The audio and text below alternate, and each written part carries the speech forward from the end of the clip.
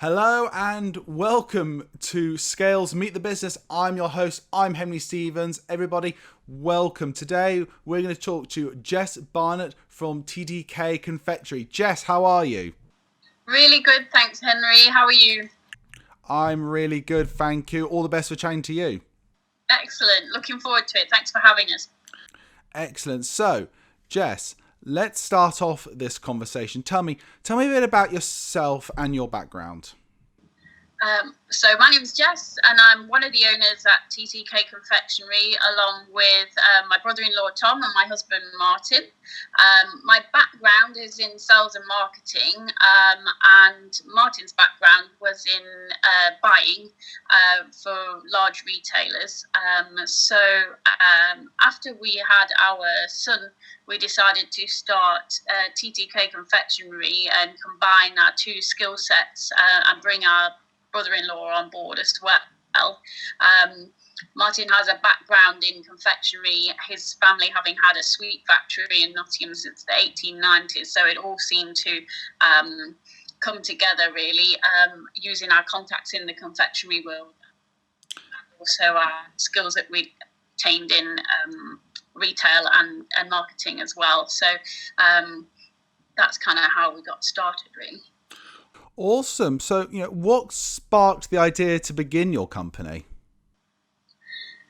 Confectionery's got a bit of a reputation, it perhaps previously had, as being a bit traditional. So you kind of have that image of a traditional sweet shop with all the glass jars, which is lovely and evokes lots of memories and nostalgia for people. But we wanted to kind of take the best bits of that and bring it into the modern age. So use trending prints, packaging, flavours, to kind of encourage confectionery to sit along other gifting categories like cosmetics and stationery, things like that, so that it could really hold its own in amongst sort of high-end retailers and department stores. Yes, tell me, that's really, really great. So, just going on from that, if I may, tell me more about the opening you found in the area of your market. Where was that way in you found more in detail? Well, we did a lot of research looking at the kind of things that were already out there in terms of confectionery and where confectionery was being sold, and we just felt that to add another layer of interest, to make it more of a giftable option rather than just a sort of pick up treat, it really needed to take a step up in terms of what packaging was used, what kind of flavors were being used. So we sort of spotted a gap there for us to use our design capabilities to create something that looked beautiful and tasted amazing. So, I've got to ask this question as well, Jess, to say, in your opinion, what makes your company different from everybody else? I like to think that we offer a certain extra level from involving our buyers in the design process. So a lot of perhaps our competitors have outsourced their design, whereas everything with us is in-house. We have our own design team built up of graduates from Nottingham Trent University who've kind of grown up within the business. So they really have a passion for what we do and what we're trying to achieve. And I think buyers see that and recognise that and enjoy being a part of that creative process. We bring them into our facility, or we do it on Zoom these days, and really get them involved, choosing the flavours they want, choosing the packaging options they want, and really putting that all together as a range for them. Absolutely. And tell me, a lot of people, when they're coming up with a business, obviously come up with the idea and, obviously the brand. And obviously one thing everyone talks about a lot is the name of the company. So how did you create the name for your company? Well, TTK stands for the Treat Kitchen, which was sort of the original idea of treating yourself, because people often used to say to us when we were first starting out, oh, sweets are bad for you, you shouldn't have too many sweets. But in our minds, that everybody deserves a treat, and it also allowed us to not just stick with sweets. We could go into fudge, biscuits, gingerbread, and so it allowed us to kind of really widen the scope rather than just stick to sweets.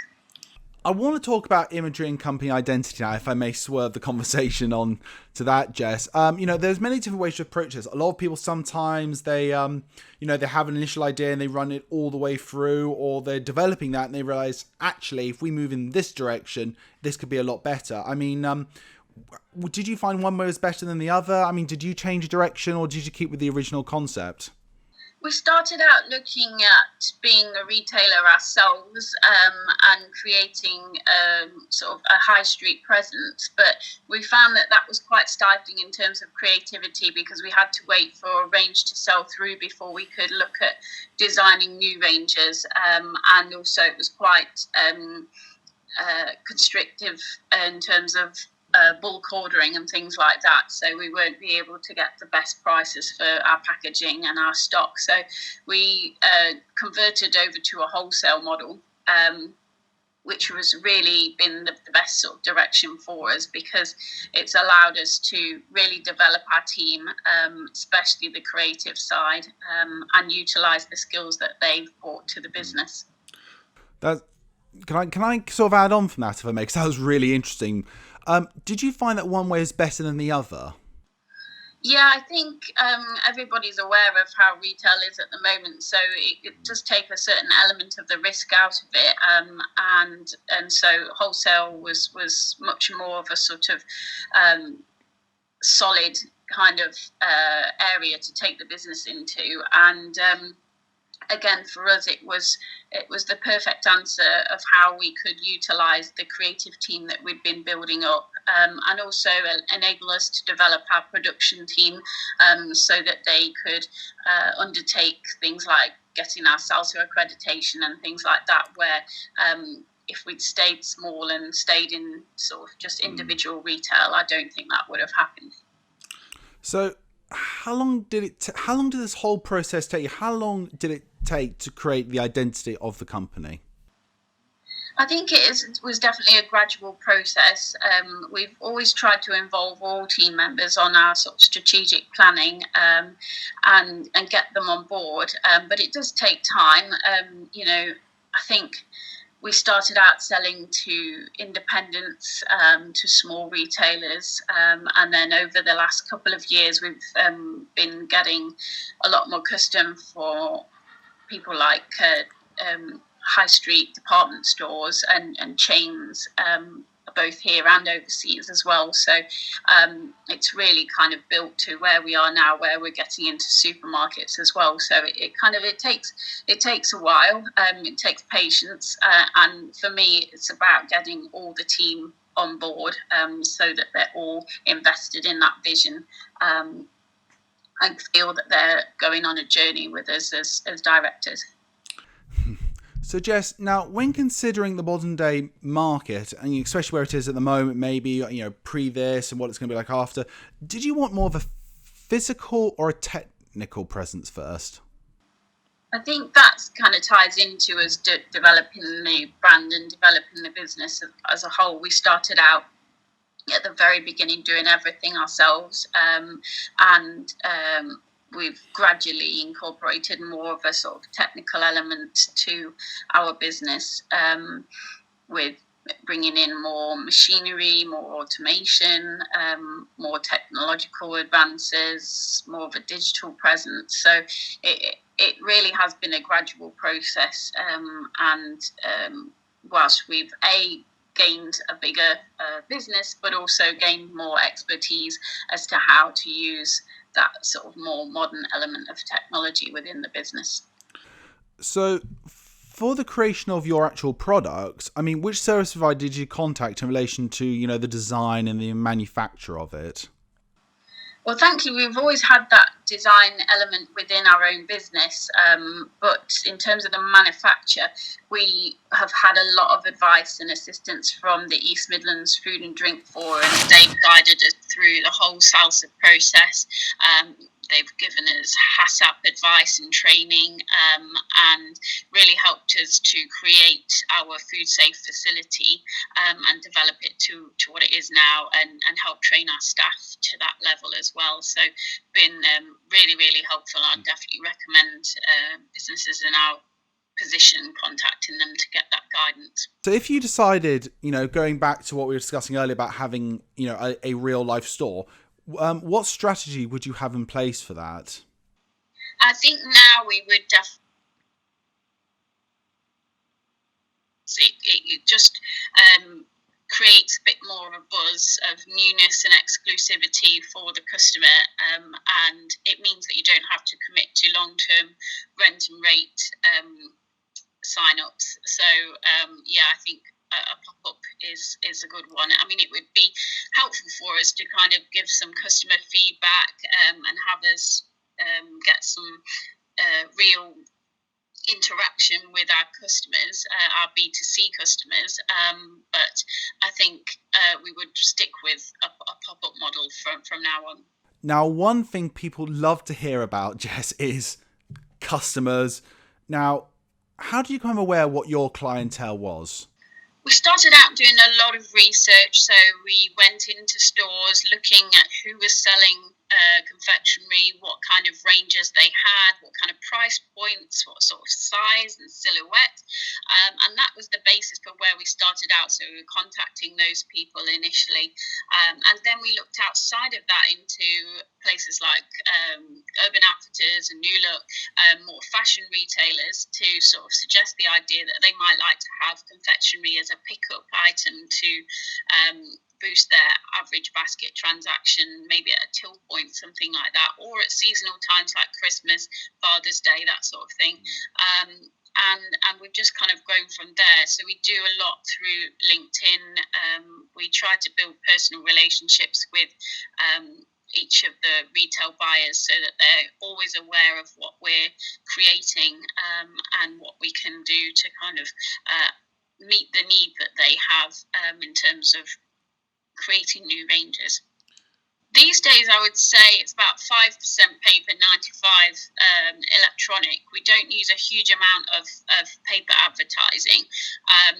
I think that's generally because we're such a fast-paced business, so we like to keep our customers informed of everything that we're doing in terms of design, and creativity and innovation. So we use our website a lot as kind of like a gallery page to show the different designs we're doing, and we like to, and as I say, use LinkedIn to kind of highlight our good news stories, and that sort of thing. So social media in general is probably what we use the most, and also the good old-fashioned telephone as well. We like to talk to our customers, so yeah.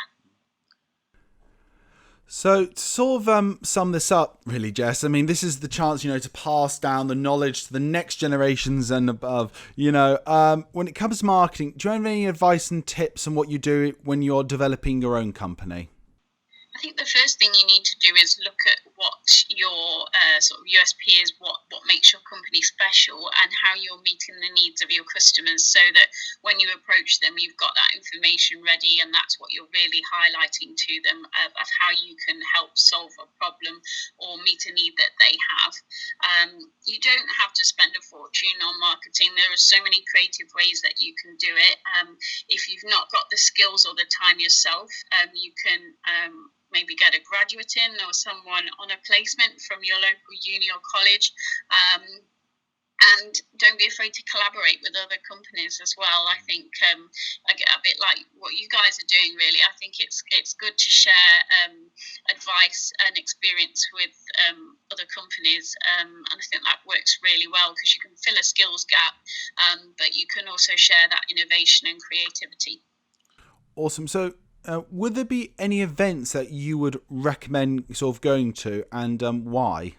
I think from in our niche area, we go to big trade fairs for confectionery, obviously like ISM in Cologne in Germany. But I think at the moment, I would recommend companies to maybe join their local Chamber of Commerce or connect with Federation of Small Businesses, places like that are doing a huge amount kind of boost the economy at the moment and support businesses, especially small businesses, with things like networking online, loads of webinars, and you can really showcase your company, but also connect with other business owners and get that support as well. So I would start by going to those sorts of events as we are in the kind of COVID world that we are, and then as soon as you made those connections, once the world starts to get a little bit more normal, then you can kind of expand that to physical events, hopefully.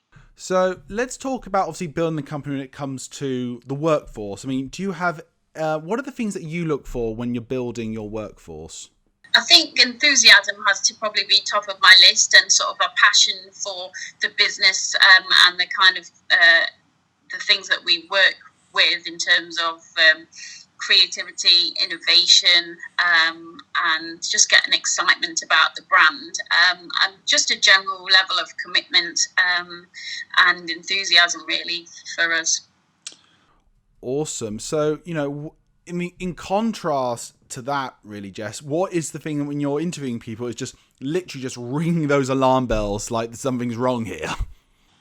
Well, we have a sort of inclusive recruitment approach, really, where we use non-traditional methods to hire people. So we go through local charities to offer work experience placements. And whenever we get someone in for, in terms of a new role, then we do a trial shift. And that's a really good way to spot whether someone's gelling with the team, and that they're a team player and can get on board with everything that we're trying to achieve. So I'm looking really to see if there's any kind of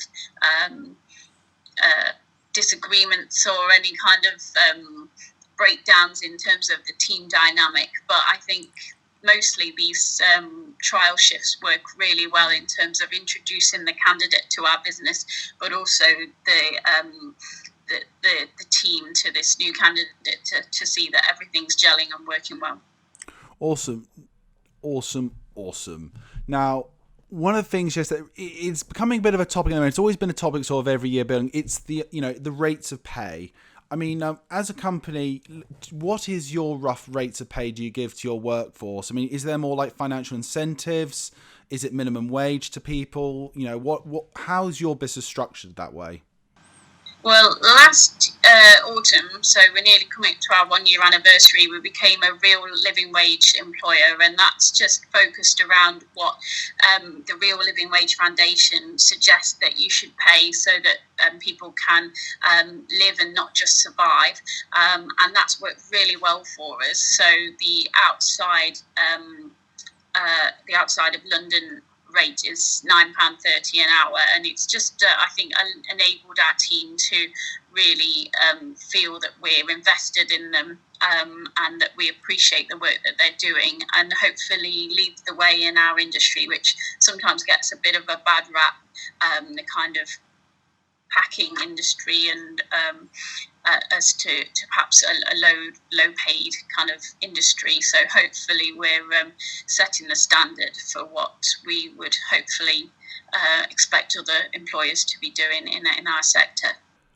So now, Jess, looking back, looking with those nostalgia glasses all the way back from, day one when the business started up to now, can you tell me some of like the biggest issues that you've had to face and have overcome? I think hopefully many other small business owners would agree with me here that cash flow and managing that can be a real challenge, and it has been for us because we're trying to fund growth here. We're trying to build and accumulate and establish the business, but to do that, takes really hard work when it comes to managing the cash flow. The way that our business works is that we take orders, but to fulfill those orders, we have to buy in bulk. We have to bring it all in advance, and obviously pay for it in advance way before we're going to perhaps pack it or even get paid for it down the line by our customers. So a lot of that takes a lot juggling, and that's probably been the biggest challenge to our business as we've tried to grow. Well done to that. And in a world full of companies like yourself, what's the thing you feel that you do that really makes you stand out? What is that USP? For us, I think it's our personal approach to design where we can really understand the customer, get to know what they need. I think retailers are really wanting to stand out from their competitors. So we look around for the best designs, the best flavours. We source from all around the world. We have great connections in the confectionery world and the packaging world now, and we really utilise those and utilise the skills of our young, ambitious team to bring the customer the best possible solution for them. Excellent. Just absolutely brilliant. So going back, say, sort of, we keep going round circles, but we like going so circles are nice here because that's really great. But can you tell me now a story within the business? You know, what has been a really good time? When is the good time? When has been a good time in the business? I think it's funny, we've just asked our team members to actually help us on a blog to write about their best TTK moments, and it's been really exciting reading everybody's feedback. I think for me, winning Best Small Business in the East Midlands at the Chamber Awards was a really big high for me because it just sort of validated all the work that we put in, and it's great to get recognised by a kind of a body like that. And then also taking 9 members of our team to Germany for the big ISM, the Sweets and Chocolate Fair, which is the biggest in the world, was a real high, and we just had so much fun and really promoted our brand and made some great connections both with suppliers, new suppliers and customers. So yeah, I think that was really good. And then also getting into Sainsbury's and establishing a presence there within their confectionery gifting has been a really proud moment for us, definitely. Well, congratulations on that, Jess, very much indeed. But to finish off this, conversation, can you tell everybody about the Scayl machine that you got from us and how it has aided you in your journey, and has it really been that really great help to your business? Yeah, the fill machine has really helped us kind of take things up a level, really. We previously used a lot of temporary workers at seasonal times, and with their best intentions, they're not as skilled as our regular team members. So, it really didn't allow the production to flow as much as we would have liked. And so bringing these machines in has really, really helped us to increase our productivity and expand the scope of what we can offer our customers. So, yeah, I know that the production team are really enjoying using them, and the team at Scayl have really helped them with adapting it to our particular needs as well. So it's been a huge hit. I'm really glad to hear that. Well, Jess, that is the end. I want to say thank you so much for joining us today. Have you had fun? I've had great fun, thank you. Yeah. It's always nice to talk about our business, but love hearing about other businesses, so I'll definitely be watching the rest of the series. Thank you very much, Jess. Well, everybody, that is the end of today's Meet the Business episode. I'd like to thank Jess here for joining us today. Everybody, my name's Henry. Goodbye.